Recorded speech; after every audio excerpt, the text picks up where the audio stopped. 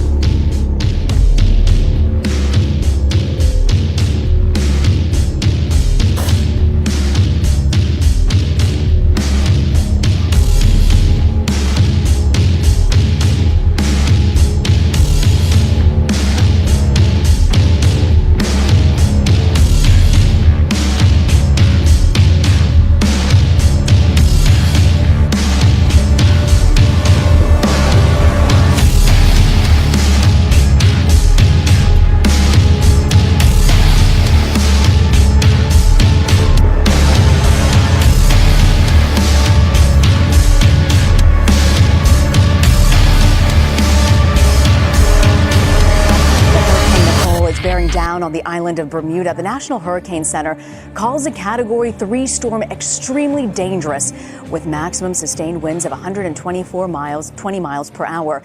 This is actually a view of Nicole from the International Space Station. The British territory is getting pounded with strong winds, heavy rain, and damaging storm surge. Our Don Daler is in the town of Hamilton with the latest, and he joins us by phone. Don, what can you tell us? What are the conditions there right now? Well, I'm sitting on the covered porch of the Coral Beach Club, and I have to tell you, I'm looking out now at palm trees that are still being buffeted by high winds. I'm looking at heavy surf, but it is much less violent than it was just a few hours ago. When Nicole slammed ashore, it was one of the most fierce storms I've ever been through, and I think this is my 5th hurricane. The trees were bent sideways. I literally could not stand up in the wind. That's how fierce it was.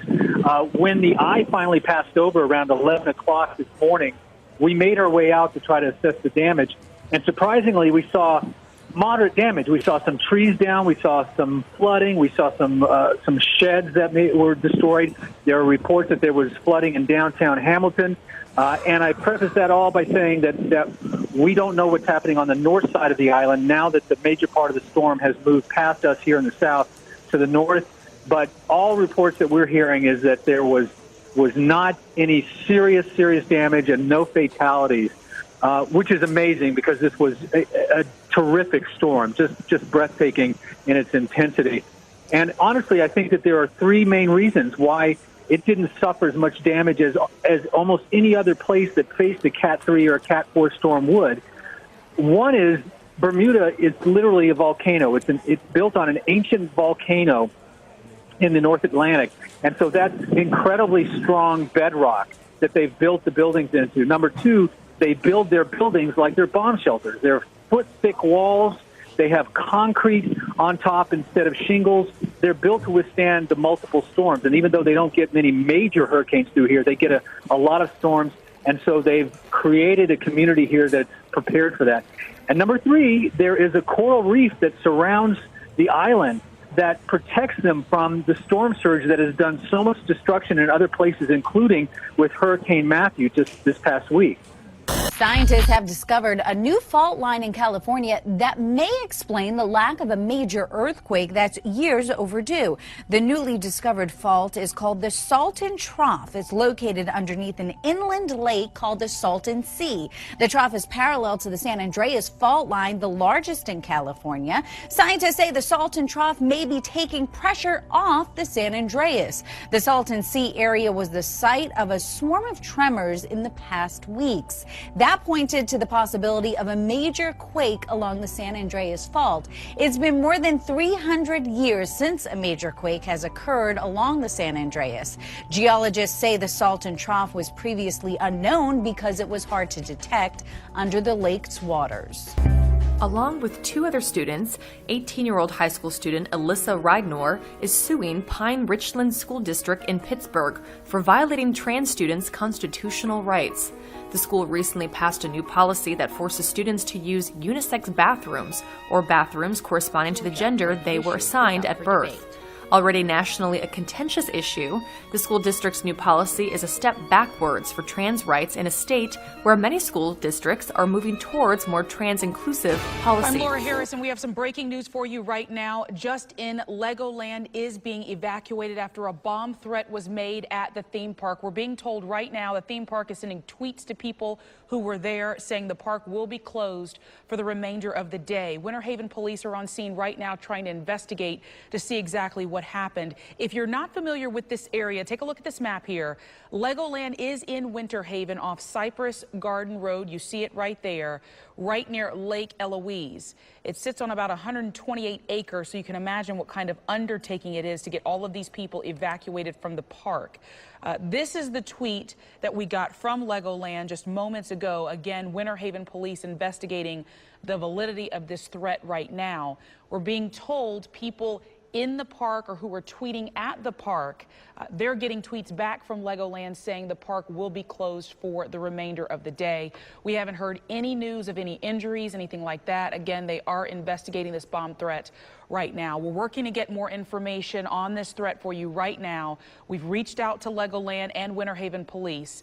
Action Air 1 is on the way to the scene, and we will have updates on air and online. The number of hate crimes in the UK jumped 41% in the month after it voted to leave the European Union. Before the vote in June, the Leave movement was accused of being rooted in xenophobia, and after, some government officials claimed the Brexit results were used as justification to commit hate crimes. These stats are only correlational, but it's important to note that in the days immediately after the referendum, reported hate crimes doubled. Over 5,000 hate crime offenses recorded in the month after the vote were racially or religiously motivated. Since August, the rate of hate crimes has returned to levels seen earlier in the year, but 2016's numbers overall have been a big increase compared to the year before, which had already seen an unusually high number of hate crimes.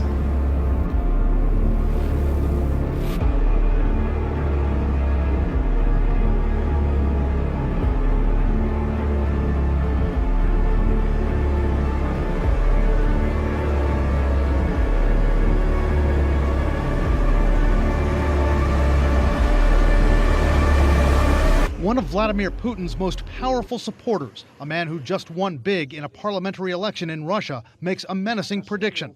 Vladimir Zhirinovsky, an ultra-nationalist firebrand who now leads Russia's third biggest party, warns Americans about their votes. They're voting for peace on planet Earth if they vote for Trump. But if they vote for Hillary, it's war. Zhirinovsky says Hillary Clinton, quote, craves power, that she'd create panic if elected. Then he goes even further. If Hillary Clinton wins, it will be the last U.S. president ever. The Kremlin scrambled to distance itself from Zhirinovsky, a foreign ministry spokeswoman telling CNN that was just his personal opinion. But analysts say Zhirinovsky is helping Putin. President Putin has stoked nationalism in Russia in recent years in order to shore up political support. And so it's useful for him when he has these types of ultranationalist characters like Zhirinovsky making these kinds of remarks. Meanwhile, tonight, Putin and his inner circle are pushing back against the latest allegations that their hackers are trying to sabotage America's vote. CNN has learned investigators believe a cyber attack which exposed voter data in Florida was the work of the Russians. The Obama administration has just publicly named and shamed Putin's government for hacks of the Democratic Party, accusing the Kremlin of trying to destabilize America's political system. Putin says the U.S. is trying to deflect from the damaging content of the stolen emails. They started this hysteria, saying that this hacking is in Russia's interests. This has nothing to do with Russia's interests. Analysts say if there's anything to what U.S. officials accuse Putin of doing, this is unprecedented. It's extraordinary for a foreign leader to go to these lengths to interfere in an American election. And, I think it shows how bad the relationship is between the United States and Russia at this point. Experts say if his hackers are meddling in America's election, it's a cold calculation by Putin. What he wants to show is that whoever it is who becomes the American president after November 8th is as flawed as the next person. Americans are getting ready for new fighting in Iraq. Iraq's army is preparing an assault on Mosul, the country's second largest city. It has been under ISIS control for 2 years. Holly Williams got rare access to the base where American advisors are helping the Iraqis get ready. She is now in Erbil, Iraq. Holly, good morning. Good morning. American troops thought they'd left Iraq for good back in 2011, but fast forward 5 years and there are now around 6,000 US service members back here again, preparing for what could be a decisive battle against ISIS. 40 miles outside Mosul, Gayara Air Base was ISIS territory just over 3 months ago. Now recaptured, it's operated by the 101st Airborne Division from Fort Campbell, Kentucky. Anything else going on? Nearby Camp Swift will be the headquarters for the Mosul battle, where officers from the US coalition and Iraq are working together.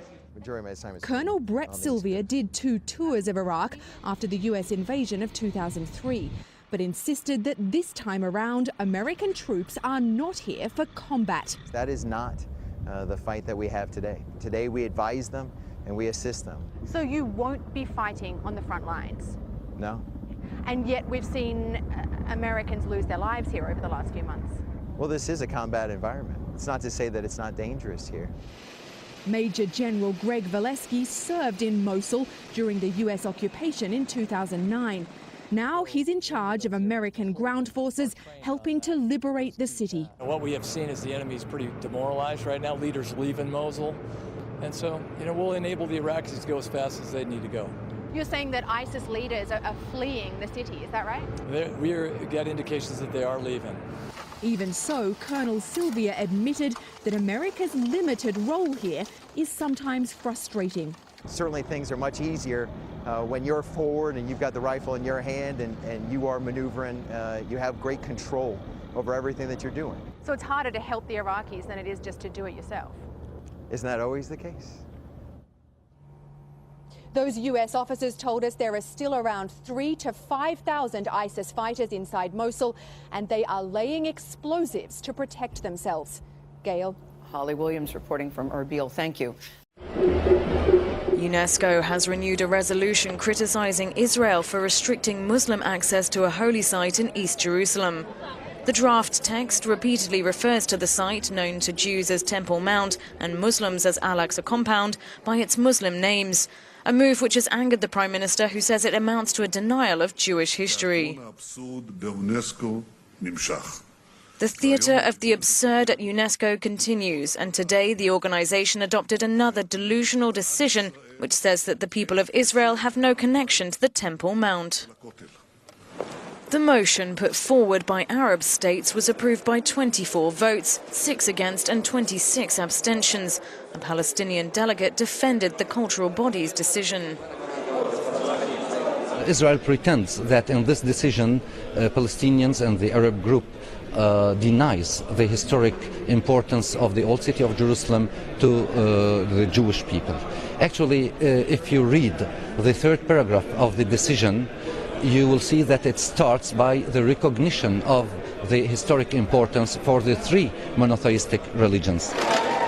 The holy site, which was taken by Israel in the 1967 Six-Day War, has been the flashpoint of Israeli-Palestinian violence in recent years. One of these faces could be the next president of France. 7 right-wing rivals faced off in the first presidential primary debate to decide the Conservative nomination. They sparred over taxes, the bikini and national identity in a 2-hour TV show that produced few fireworks. Former President Nicolas Sarkozy promised strong leadership after 5 years of socialist rule, saying the unprecedented impact of migration, mass unemployment, the toughest taxes in Europe. My conclusion from all of this is that the alternative must be strong, dynamic, immediate and concrete. Immediate.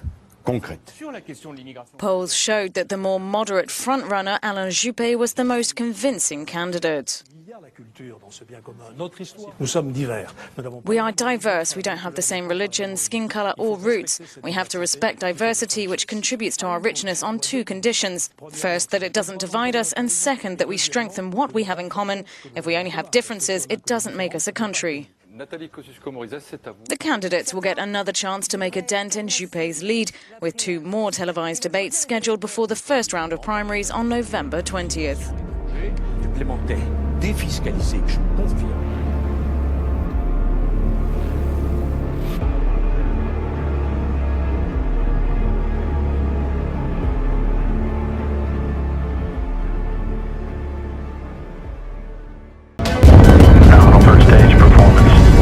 Minus 5 minutes and counting. There's been another mass shooting in America. This time in a